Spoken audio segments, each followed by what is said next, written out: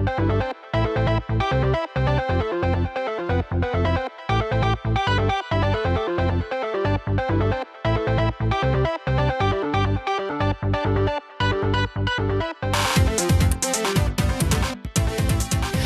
everyone, and welcome back to the Graphic Multiverse. I'm your host, Paul, joined with Chandler. How are you tonight, sir? I'm good. How are you? I am well as well, and that is good. Lots to discuss.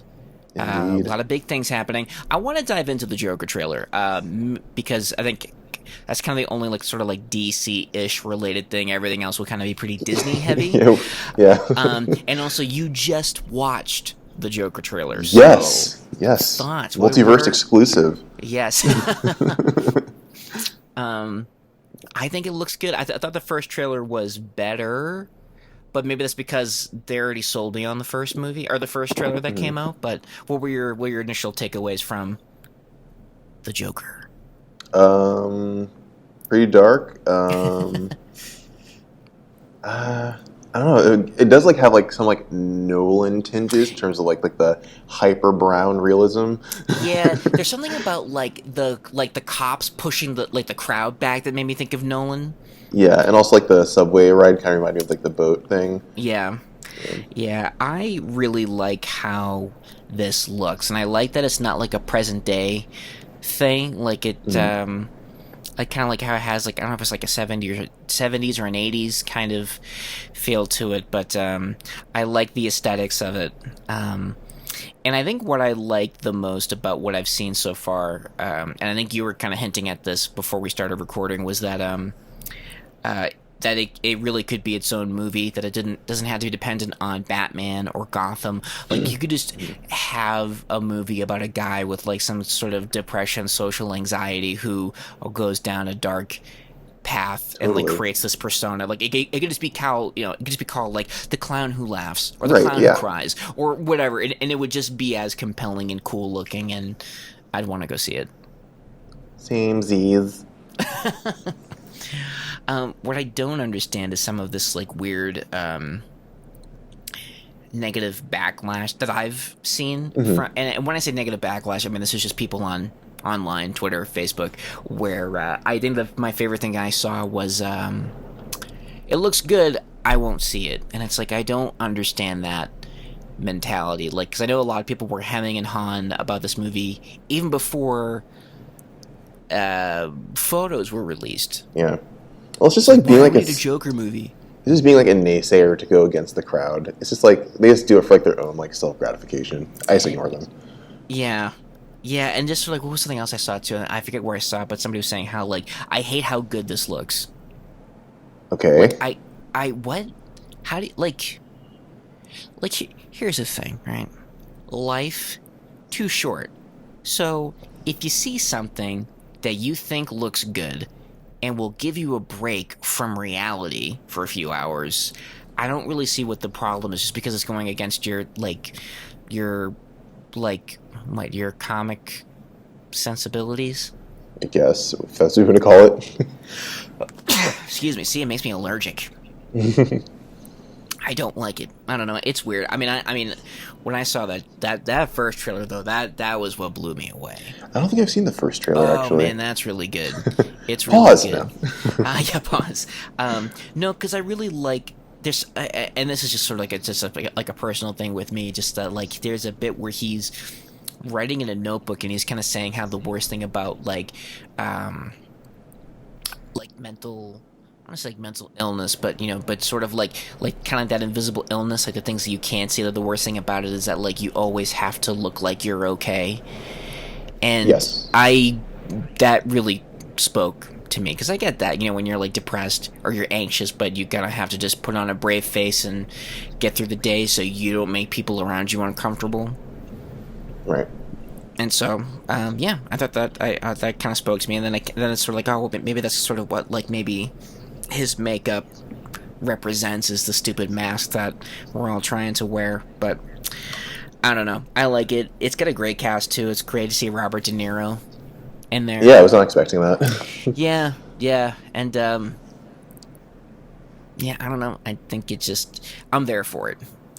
I am there for it. I think it's like I as well. October 4th it comes out. Do they officially say that it's like it's not tying into any of the DCEU stuff at all? Is it? It's like Right, its it's own. not going Okay. to be part of Zack Snyder's interconnected cinematic universe or anything like that. It's just going to be its own. And is that still happening, or did they like kind of can that? I don't know because we have Wonder Woman coming out, the sequel, Yes. which I'm actually really looking forward to seeing. Me too. Especially that teaser poster that came out. Did you see that? It's like all trippy and shit, and she's got like gold Yeah. armor. I don't know what's happening, but I'm there. Um, and from what I've heard too, it almost kind of because I think it's set in the 80s, hmm and it's like, and it almost kind of sounds a little Winter Soldiery, which Okay. I'm also there for because you know that's not a bad I think like film to be inspired by or to kind of Yeah. take notes from. Um, so yeah, I'm for that as well. But as far as the future, I don't really know what's going on with the Zack Snyder stuff. You know, I know there's all like there's been this talk about there being like a Snyder cut for Justice League, um, because he was, well, because he was filming, and then I guess during, at some point in the editing process, that was when his daughter committed suicide, hmm and then Joss Whedon came in and did some reshoots and re-editing and all that. Yeah. Um, so there's like this online petition, about release the Snyder Cut, and there was like a pretty big presence at the San Diego Comic-Con for that. There's been some funds raised for it, and it sounds like there's been some confirmation that it does actually exist. I think there's a bit with Jason Momoa saying that there was a Snyder Cut and that it's great, and and I think and while I wasn't like the biggest fan of some of the DC stuff that's come out, I feel like we've already gone through like Man of Steel and Batman versus Superman. I feel like at the very least, let's just have the payoff for how Zack Snyder wanted this to continue. Right. It is like his baby, so I Yeah, think it's only fair. right. Yeah, and it's and nothing against Whedon because I like him too, but the Justice League, I think it was kind of noticeable that it was two visions kind of having trouble coexisting in the same movie, and some Yeah. of it did really feel like Age of Ultron. Especially where that they're in this like this poor country where all this shit's going down, and they kind of Oh focus on, yeah, I didn't and think they about that. focused on this one family. I hmm think this is sort of like kind of maybe just like heighten the danger, raise the stakes that you kind of supposed to kind of care for this family. It was kind of like the little boy and her mom in Sokovia, where Yeah. like, Sokovia. yeah, Sokovia, yeah. I love this. This is the mysterious Eastern European. Like, duh, I don't know where I'm from, but I am not American, and I need help from superheroes. Ambiguously European. Right, ambiguously European. It's like, yeah, it's like nobody knows. But yeah, so I think at some point that'd be cool if they ever kind of release that. And but as far as this goes, I kind of like that it's self-contained. Be kind of curious to see. I mean, I'm hoping it's a standalone. They don't try to franchise this. Yeah, you could franchise this, and you could franchise that. You could franchise this, and you could franchise that. Like they bring Harley Quinn into the next one. Is she a part of that universe, or is that like that whole thing its own thing? The Suicide Squad, Harley Quinn thing. Yeah, that's Birds its of own Prey thing, thing. and we're supposed to be getting a Okay. sequel to that too. I Yeah. know they started filming. Ewan McGregor is a Black Mask, I Sweet. guess. So yeah, we'll see. I really like Margaret Robbie as hmm Harley Quinn. She was Yeah. actually, It's like I born for that. yeah, I really didn't like Suicide Squad, but I loved the cast, and I like, Yeah. No. Yeah. and I I describe loved it as like her. I describe it as like a bunch of great actors dropped into a bad script. Yeah. I mean, honestly, and this might be blasphemous to say, but I didn't even Mm. think the Jared Leto Joker was as like bad as I was expecting it to be. Like Nah. it still came across as we're trying very hard to make him cool, but Yes. I did respect his acting, and I at least respect that they were trying to go in a different direction, like a road that had the road less traveled, which was, I just think it could have been traveled a different way. I like the road. Yeah. It's like, but I don't know. I feel like instead of going down that road in like a car, they were going down in like a fucking It was like some busted weird, tricycle. like kind of like weird, like Cali cholo Yeah. garage mechanic California. version. Yeah, it was like weird. I'm like, okay. Well, I think just the tattoo that said damaged on his forehead, I was like, okay, like we get it. Like, I'm all for the silver grill. It makes sense if Batman knocked out his fucking teeth before. Like, okay, like some of the ha ha ha tattoos was like just a Yeah, little too on the nose, but whatever. But Margot Robbie though, I thought was fantastic. So I'm all for seeing her again in a DC film because I thought she was a great Harley because she's got a great smile to the point where it's kind of beautiful, but it's kind of eerie. and she has the crazy eyes. Yeah, yeah. So I mean, she checks all the right boxes for that. So, um, but yeah, so can't would go without saying that. Stay tuned for when we do a Joker review because I would love to do that on a future episode. Um, and I really want to kind of dive into. There's been so much new stuff going on, of course, because there was D23, the big Disney expo that happened Yeah. last weekend. It almost kind of felt like it almost kind of felt like Comic-Con Part 2 just because of the amount of like comic book sci-fi stuff that was released at that con. Yeah. So we all know that the Disney Plus is coming out in November. They're a big streaming service where they're going to be creating all of their original content. And so we knew that there was going to be like WandaVision, Falcon Winter Soldier, Loki, Hawkeye. They were getting their own series, which I'm excited for, and I was excited that they're expanding on that, but not with just people we've seen in the movies, but we're getting Moon Knight. Yeah. I am so ready for Moon Knight.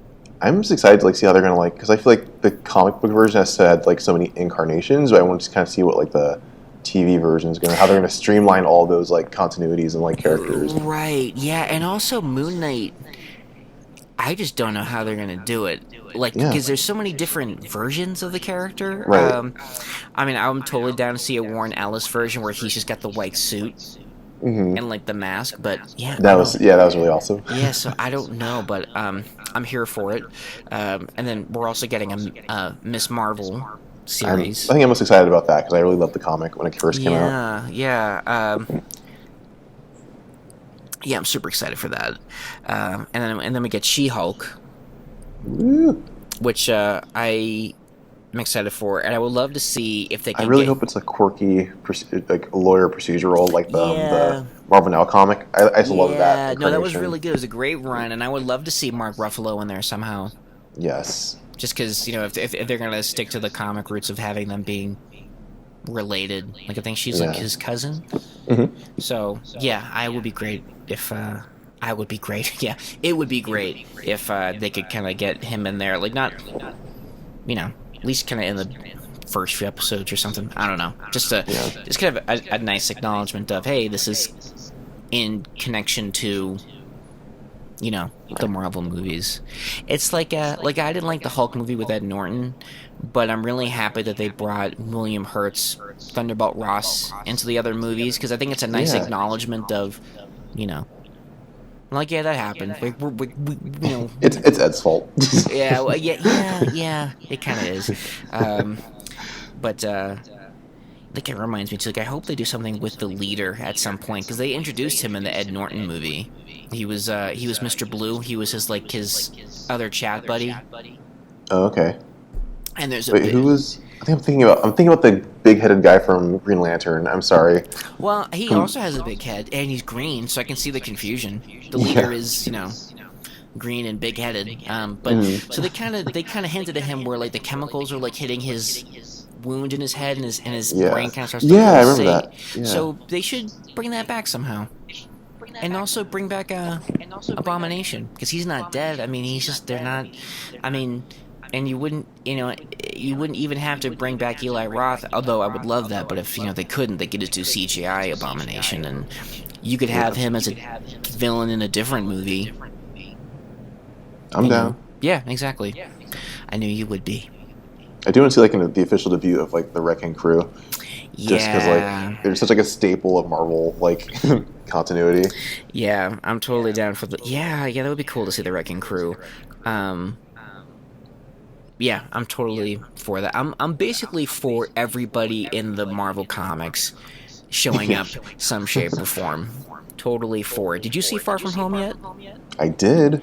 OMG. It was lovely. It was, and I gotta say, I loved the J. Jonah cameo. Oh my god, yeah, that was really nice and respectful.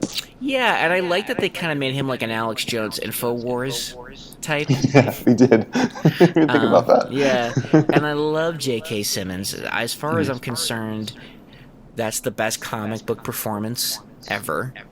It's like a literal translation, direct translation of the character. It's like if it was like Last Action Hero, where you could like pull a character from the source, like, but rather it being a movie, it's a comic book. It would be J.K. Simmons. Like, Yeah. he like literally just stepped off the page. I was sad to not see the flat top, but just seeing him and hearing him, you know, Spider-Man. I was like, oh my god, this is amazing. Amazing. So yeah, yeah. Hopefully we can kind of get more of that soon, but who knows where that's gonna fall. I know, because this is well. Before we get into that, I want to wrap up the Disney news because we also had a trailer for The Mandalorian. Did you catch that? I have not seen that. Oh man, so that looks really good. It's supposed to be post Return of the Jedi, and it's kind of all about the dark underbelly of that galaxy, with bounty hunters and stuff like that. John Favreau's producing. I think he directed some of the episodes. So it's going to be good, obviously. The trailer looks good, man. If you get the chance, check it out. That looks really good. And then, of course, have you seen the footage from Rise of Skywalker? No, but I saw like some dark ray thing floating around. Yeah. It was kind of it was interesting because the trailer that they released was that it was like almost like a recap, like they recapped the original trilogy, then the prequel trilogy, and then and you had some Mark Hamill voiceovers, and then it leads into footage for the new movie, and and Dark Ray's the biggest takeaway because you see like a close up of her with like a hood, and she's got like you see two red beams, and then it cuts to a wide shot where like the beam like flips over, and it's like really like a double-edged lightsaber like Darth Maul had. Whoa. Yeah. Okay. Yeah, I'm thinking it's a vision, but that's just my 2 cents. They couldn't do that to Rey. She's too pure. Yeah. I have no idea where they're going to go with that either. Because this has been... I think it'll be an interesting trilogy because the first one I felt like was so, and I've liked them all, but what was it? The Force Awakens felt very kind of like fan servicey, like hey, we're gonna do it right, and then the second one came out and it kind of flew in the face of that, spat in the face of tradition, pretty much. I mean, which that wasn't my big problem with the movie. It was just other things like that whole casino subplot. I kind of like this casino subplot. Did you? Okay. A little bit. Nothing wrong It was nice world building. That's true. I don't know. Maybe I'll have to watch again. Maybe I'll think differently. I just remember the time. So I definitely see it kind of like dragging the plot down a little bit, making it a little bit like. Well, yeah, just because I thought there's all these other things going on, and then it's Ocean's 11. Right. Like there were bigger priorities going on, like people dying. Right, and I get it because you had to get this code breaker so the Empire Junior could stop tracking the ship. You could have done that like 13 different ways. Right, yeah. It just sort of felt to me like they didn't know what to do with Finn. And I like Finn, and I think that was kind of also why I felt like there are other things. It was like, because he was, because he abandons the First Order in Force Awakens, and then this one kind of felt like he was trying to do that again, and he got caught. He's trying to run away. Yeah. But what I did, I thought what they did with Skywalker was interesting, and but then now who knows what this movie's going to be because it's J.J. Abrams back. So are we just going to do a U-turn back into fan service Force Awakens territory? Like, are we because the second one, you see him hitting the helmet against the elevator wall, be like, let the past die, kill it if you have to. And then in one trailer, you see him putting the helmet back together, and it's like, oh my god, like, is that what this movie's gonna be? Just piecing together everything that like Rian Johnson tore apart in the other movie. Oh, that would be so passive aggressive. Oh my god. Because in the second one, it was like, well, I should say, Force Awakens. Ray, we Mm-hmm. don't know who your parents are. It's a big mystery. Second one, you're a nobody. Your They ain't parents were shit. nobodies. And the third one, Rise of Skywalker. Is it like, haha, JK, she's actually a Skywalker or Yeah. Kenobi? Retcon wars. Oh my god, that's a great idea for a series. Yeah. Oh man. So I don't know, but much excite. I'm ready for it. Too excite. Yeah. So and then also too, what are your thoughts on Kit Harington coming into the MCU? I'm happy. I mean, I think he's a lovely, great actor. I have no complaints. I mean, he's gonna do great. He's Oh always yeah, great. yeah. Friend of mine who I work with, my buddy Dale, he had a really interesting comment about the Eternals, Okay. where he's like, I don't know, man, because you got Rob Stark in the Eternals as royalty, and then someone he's related to is named Cersei, Mm-hmm. Oh no. who's gonna go out with Jon Snow, who's another knight dressed in black. Oh I no. was like, maybe it's really the ending for Game of Thrones that we all wanted, but in It's like a distant space. future sequel. Yeah, um, They're descendants. yeah, but I'm all for him being Yeah. That's what we're anything saying. really. Yeah. I guess I'm just kind of curious as to how they're gonna pull it off because like I don't really know anything about the Eternals, and I saw like the promo stuff, and like it's like a bunch of actors, and like, what's the plot gonna be? Like, are they like, is it in the past? Like, are we gonna see Thanos? Are we gonna? Yeah, Yeah. I'm very curious. I wonder if because the Eternals really haven't had a big presence in Marvel, at least recently anyway. Right. My introduction to them was through the Neil Gaiman miniseries that came out, which I liked. I mean, it's Neil Gaiman, and I like how he does it, which is sort of like there are Eternals walking among us, and the mystery is that they don't know that they're Eternals, and so the series starts with I'm blanking on his name, but basically the actor who's playing Rob Stark, his character Icarus, he's kind of going around trying to like make people remember that they're Eternals and that they're gazillions of years old. They were created by the Celestials. That they were that so the Celestials. While driving down the highway of the galaxy, they saw Earth and they saw some potential, and they're like, "Oh, let's modify the humans a bit."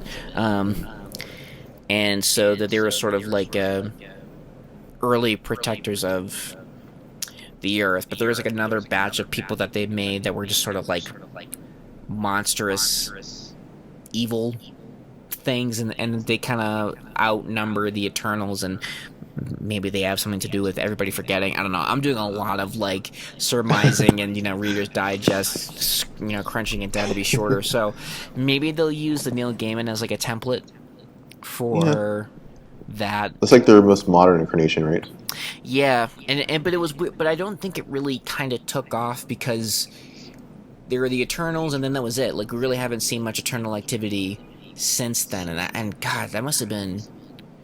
It was right after, well, not right after, but I know it was post Civil War, and that wrapped up Like in what 2006, Yeah, 2007? something like that. So it's been a while. I did like I remember in the comic books that they would subtly acknowledge the events of Eternals, because at one point there is like a celestial that lands on Earth, and it's just sort of like a silent sentry, and comics that came out after that were set, and I believe it was in California.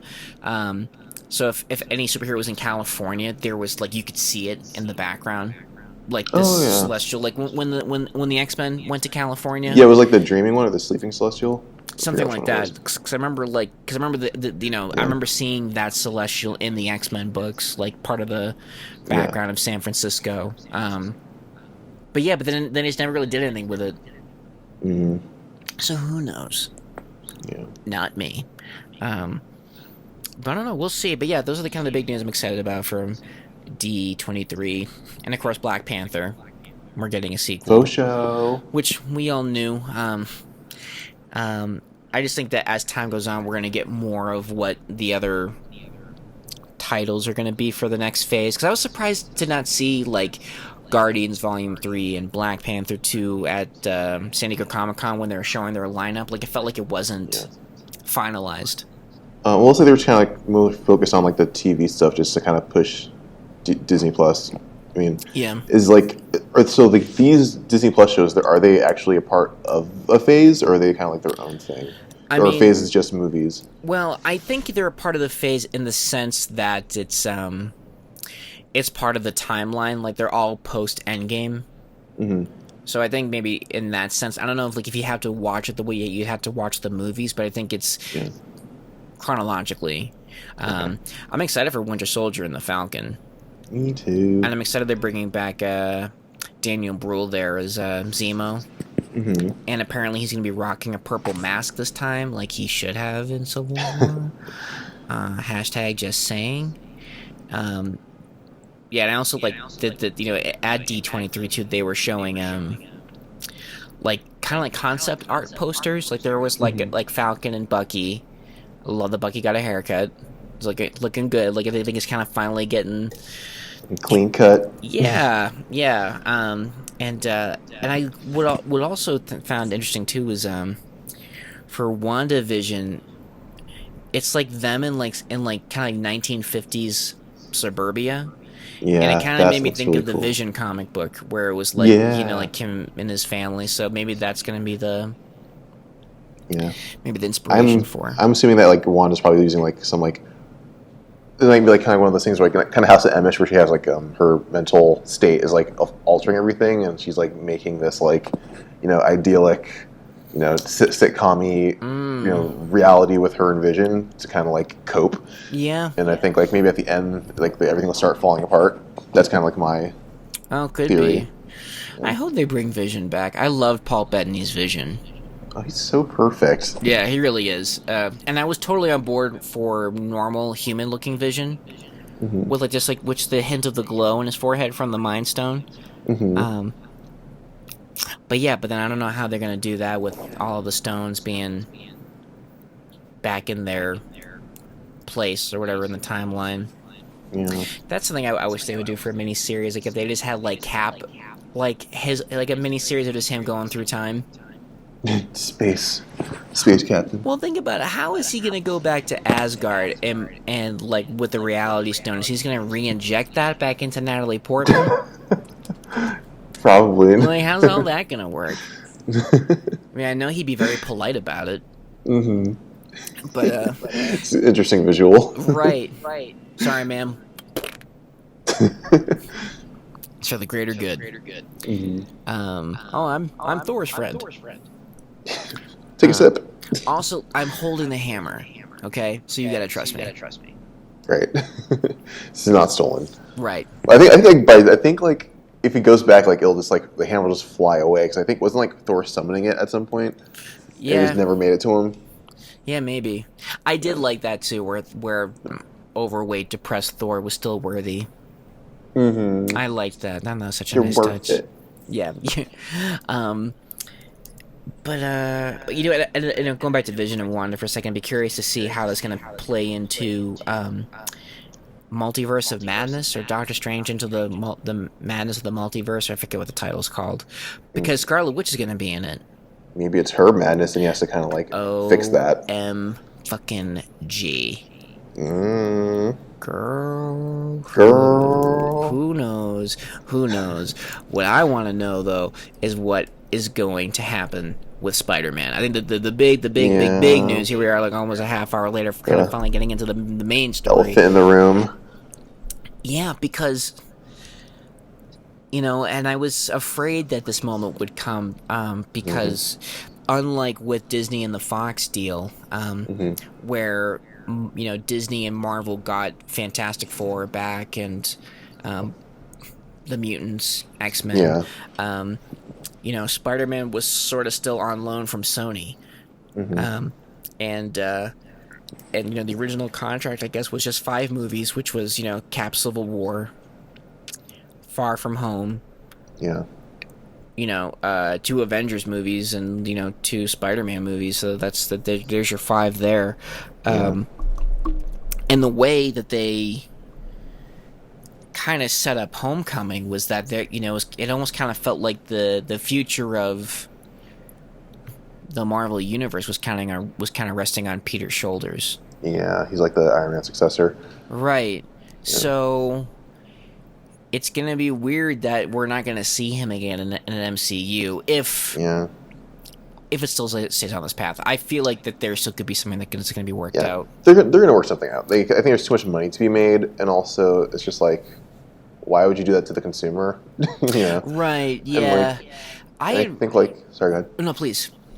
No, I was saying like, I think like even then, I feel like this is me like fan theory. Like maybe like Disney can probably apply some pressure to Sony to spin off Sony Pictures, just so they can get the rights to it, and just like get it that way. But like that's kind of like that's a little too aggressive and a little not underhanded, but a little aggressive and monopolish. Yeah, I had heard something similar that either Sony leaked the news or Marvel leaked the news to kind of put pressure on the other entity, so to speak, because I mean, the Spider-Man movies, I mean, they've just been so well received, and justifiably so.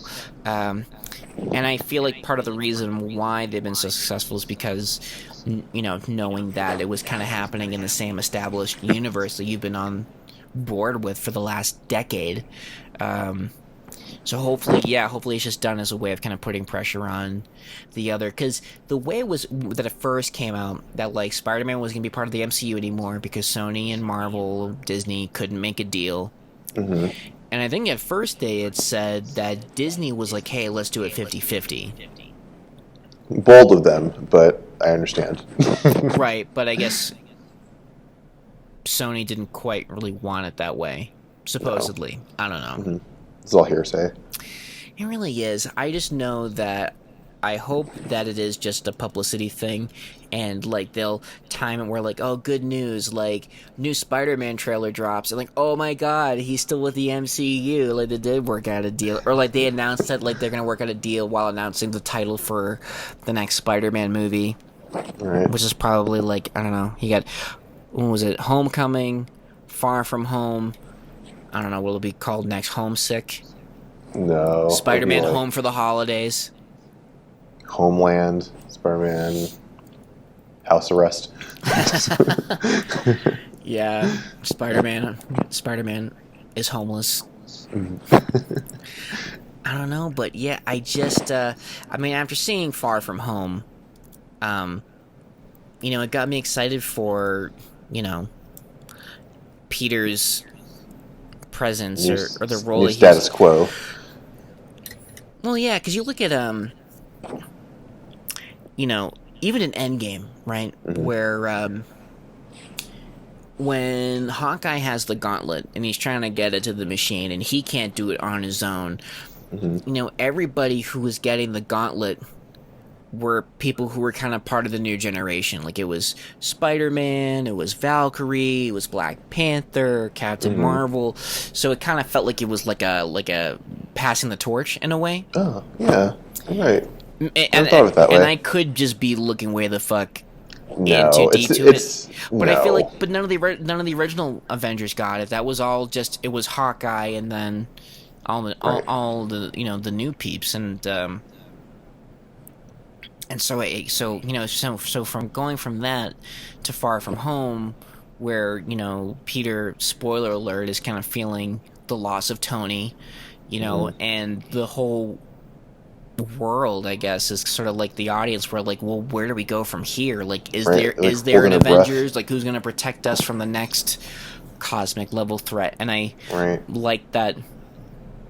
I love Peter. And this could be mean, but I loved Peter being on the Stark plane, and Happy plays Back in Black, and Peter's working on a suit. Like, if that felt more like full circle than Endgame did, I thought in some ways that it was. It kind of felt like this was the epilogue movie to Endgame. Totally. I like that. I just like that. I think one of my favorite things, not favorite things, but I like that this explored Peter's like kind of conflict with like being a superhero, because like in like.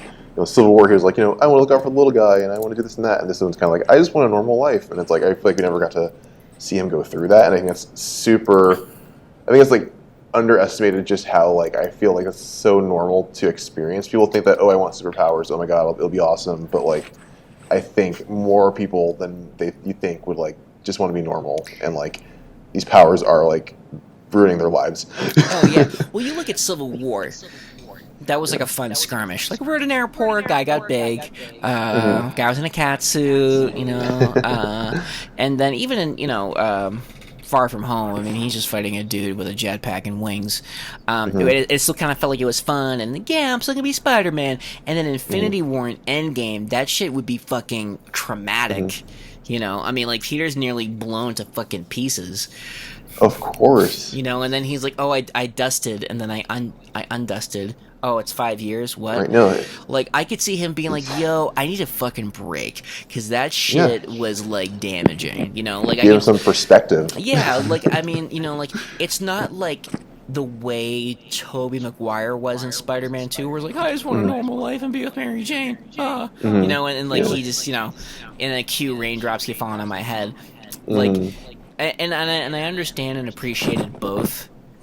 But Peter, or I should say, the Far From Home really felt like I'm like mentally scarred from aliens and being dead for 5 years and Being in space, which was like far space, deep space. right, yeah, with your like techno Flying genius, donut. yeah, your techno genius mentor and a fucking sorcerer with a Right. floating cape, or like a, what do you call it, like a self-realizing cape. Yeah.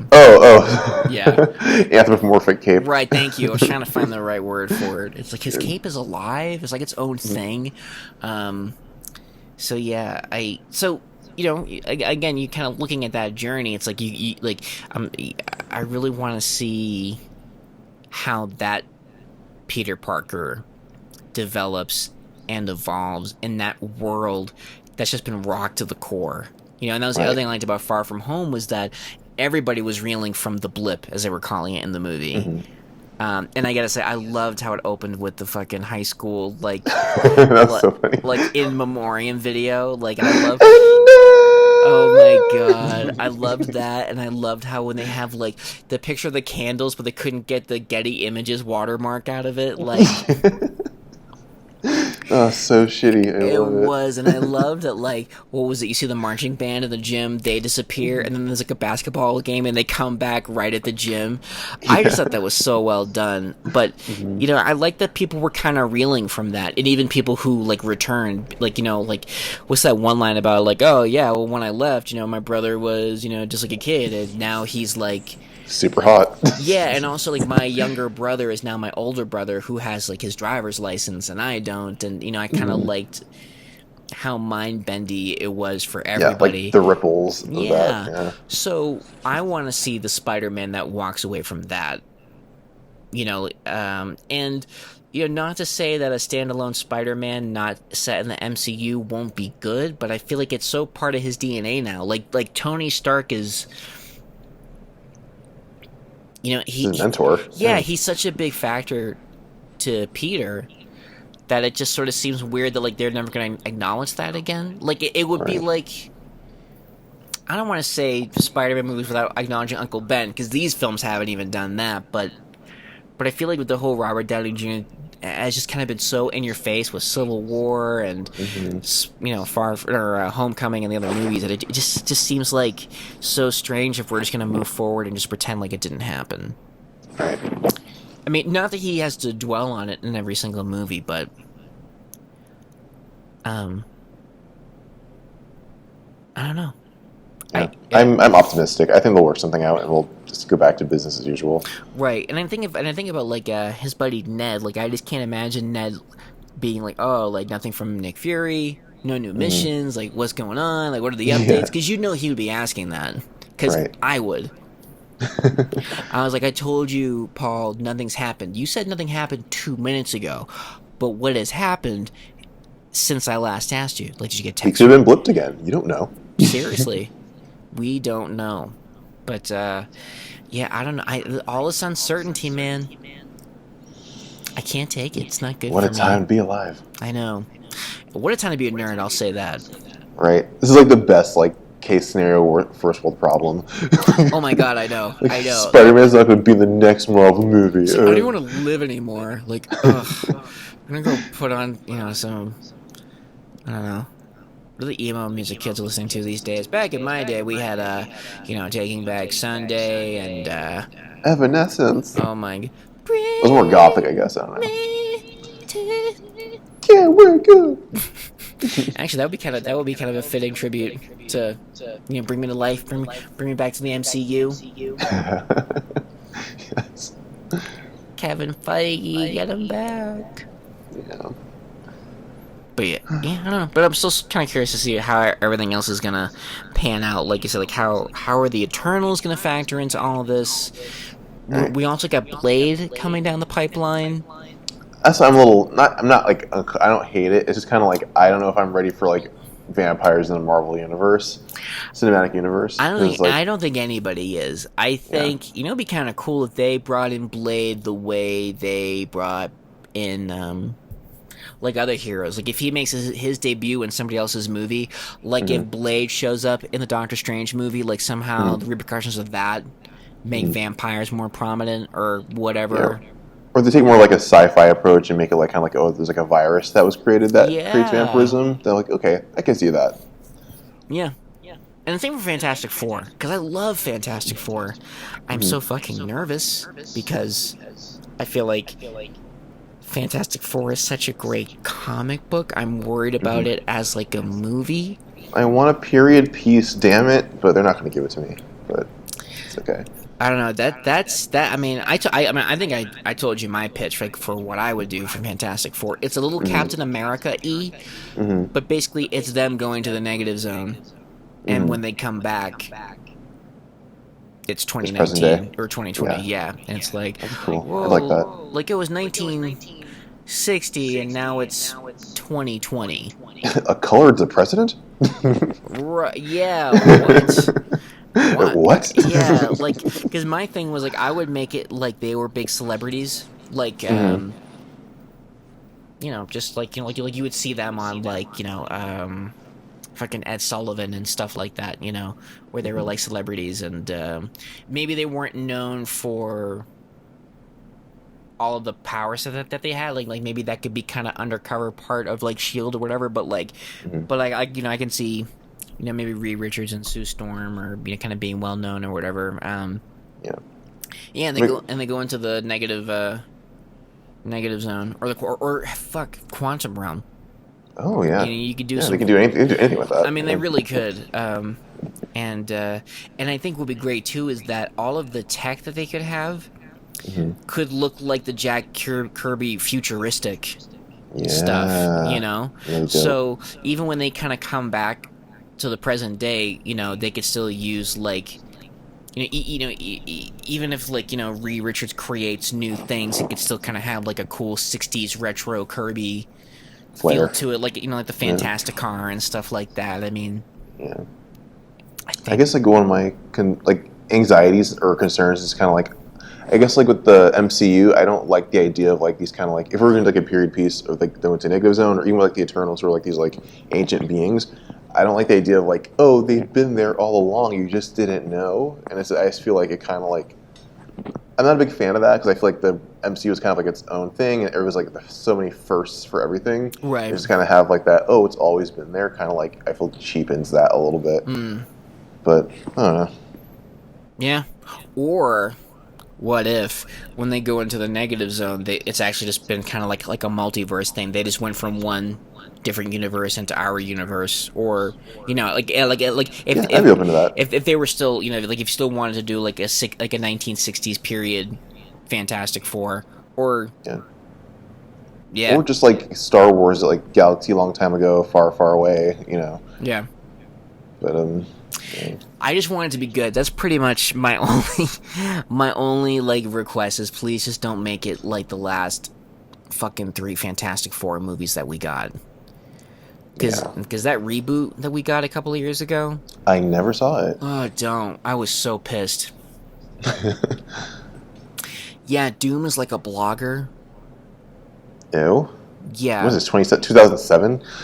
Pretty much. That's what it felt like. I mean, And don't get me wrong, and again, good cast fell into a bad script. Like Michael B. Jordan, I thought Yeah. was a great Johnny Storm, Hmm. but that movie was trash. That's about it. That movie was trash. Dumpster fire.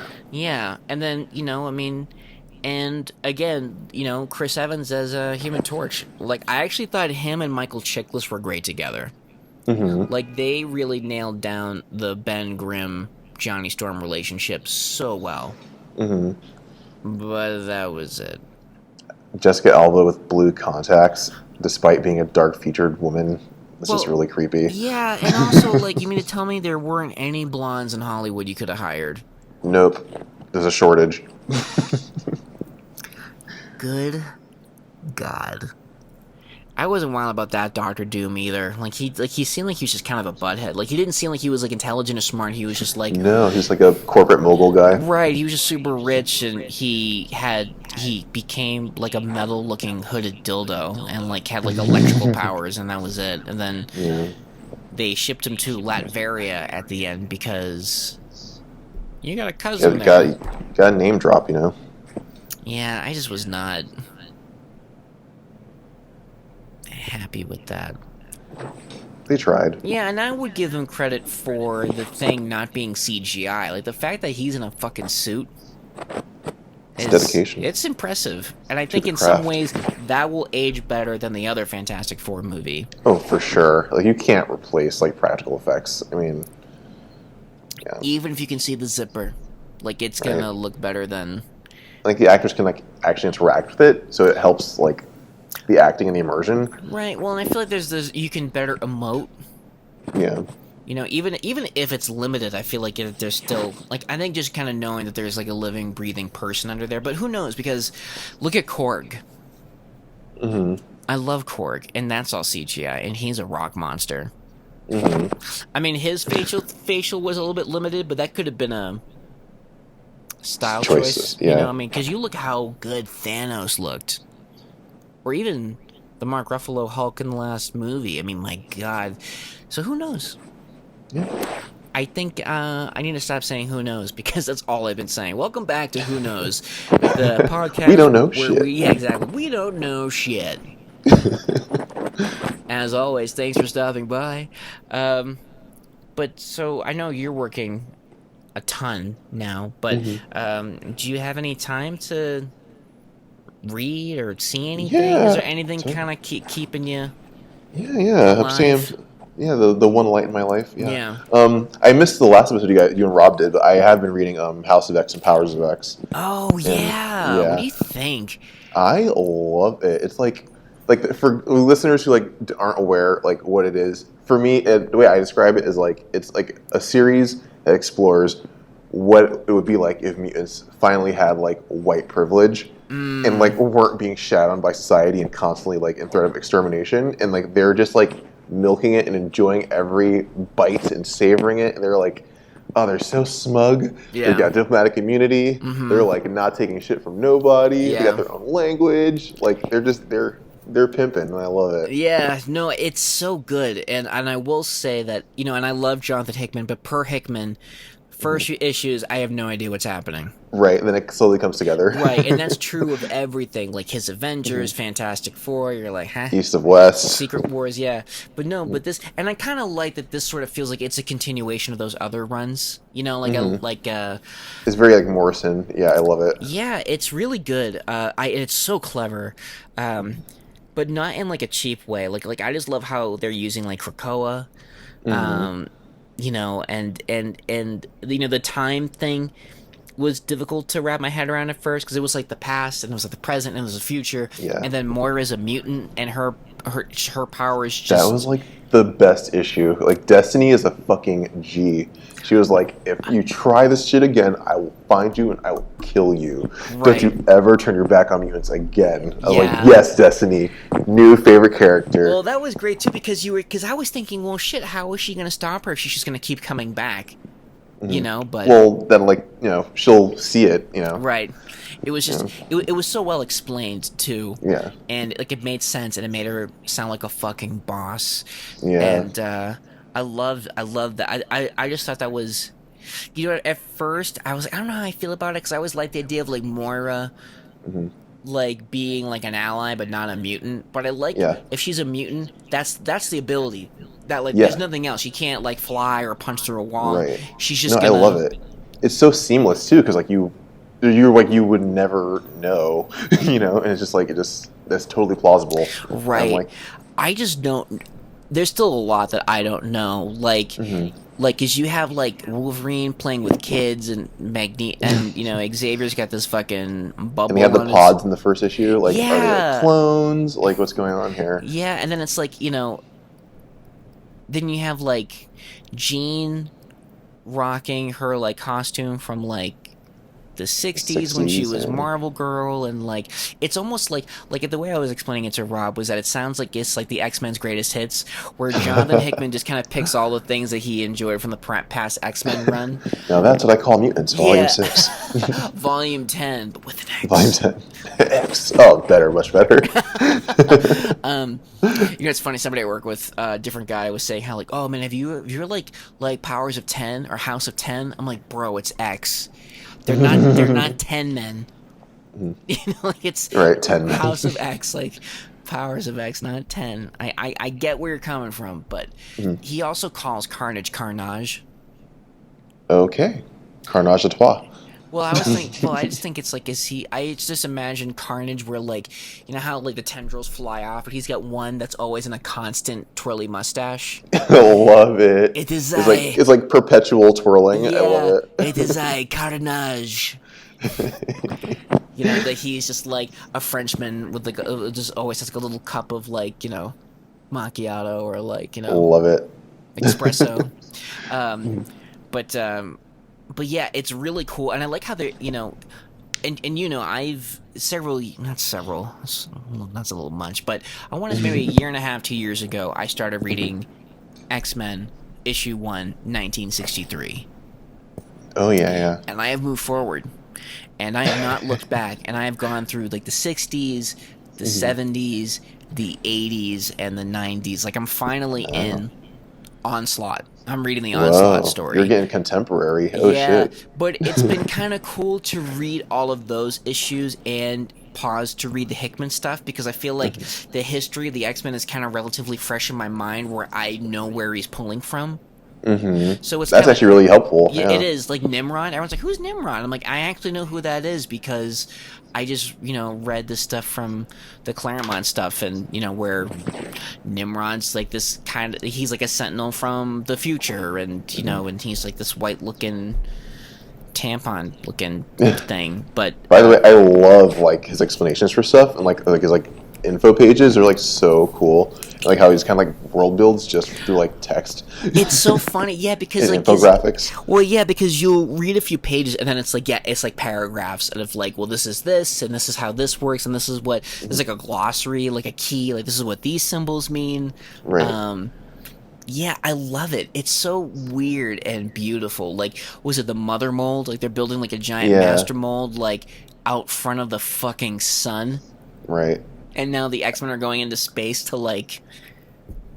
Yeah. I am worried because like I'm just waiting for the other shoe to drop where it's like, okay, we're back to killing mutants again, and I still don't want that to happen because I just love that they finally get to have their moment in the sun. Right. Well, I know that Hickman is going to be writing the X-Men run once House of X and Powers of X are over. And I've seen like the preview pages that I know you're not a big fan, but I love him. Was it Lionel Yu? Oh no, I don't like Did I say that? I thought you did, but maybe you were drinking at the Probably. time.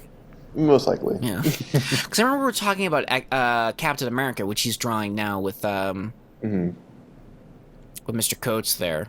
Mr. Coates there. Or maybe I imagined it. I thought we were talking about the No, Captain. I think you're right.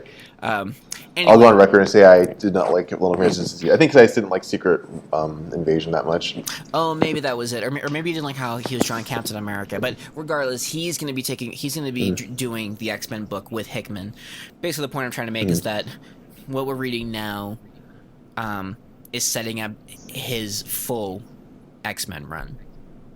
Uh-huh. So Okay. so I'm curious to see that hopefully that when this series wraps up in October and we dive back into the regular X-Men books, that maybe they'll still be in the sun or have their day in We'll the sun.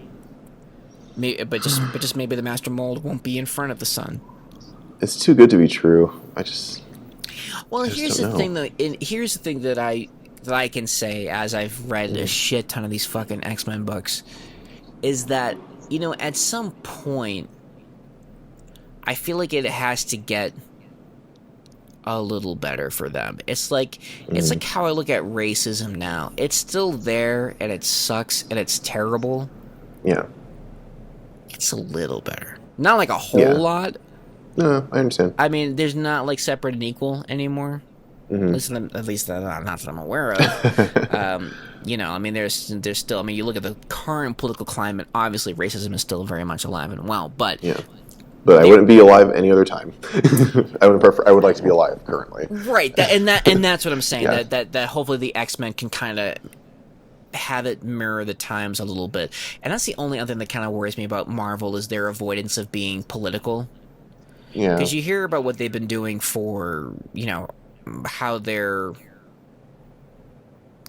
how they've edited writers. Oh yeah, the X-Men Gold controversy. Right, that, and then you have,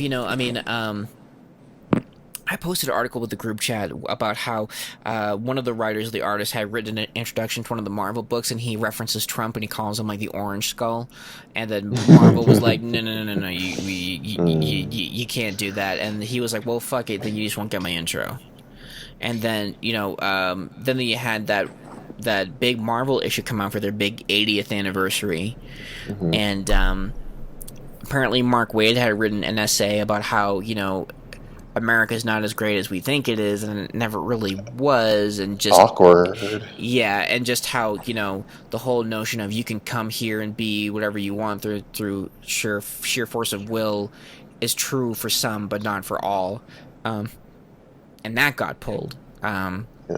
I mean, I don't know. I mean, I try to always think of it like not that I'm like a corporate like puppet, but it's just kind of like think of it like in terms of like their motives, where it's like we don't want to alienate readers, we want to make money, and like we're a private company. We're not like if you want to like have your like stances, publish your own comic. Yeah, and I get it. I just think that one of the reasons why I loved Marvel so much was because that they weren't able to do that before, because I mean X-Men is such a clear cut allegory for sure. racism. Or you look at Captain America in the 70s, during Vietnam and Watergate, and how the Nixon-like president was really behind this like conspiracy that Cap unmasked, and like things like that. Because I think kind of the greatest kind of art is speaking to what's happening in the world today. For sure, I totally agree with that. So maybe if the writers can just be a little bit more sneakier about it, then it's flat out calling people Orange Skull. It's like, we get it. Maybe less so like it's not sneaky, but more just like informative, educational, and kind of like not just like instant put downs, but kind of getting people to think about what's going on. Right. Like as opposed to like interjecting your own ideas. I think those best kind of stories are the ones where like it gets you to think about something that like it's like sneaky, where it's like, oh, this totally made me think about this, and I wasn't even aware that that's what it was trying to do. Right, and it's not like pushing anyone's agenda. It's just like it's not beating over the head. It's just like I'm just gonna drop this thought in there, and I'm just gonna let it, kind of like Inception. We're gonna plant this idea. We're gonna get DiCaprio and Joseph Gordon-Levitt in these nice suits. We'll get Tom Hardy, and like you're reading this comic, and then it's like, yeah. I'm just imagining just them running around business, being like, Trump's a racist, and then it's like that's like the Inception. This is so bad. I'm just shit talking. We don't want to alienate our listeners either. Right. I started listening. Come back. Yeah, I started listening to this podcast, My Favorite Murder. Have you listened to it? No, but I know a lot of people who love it. It is great.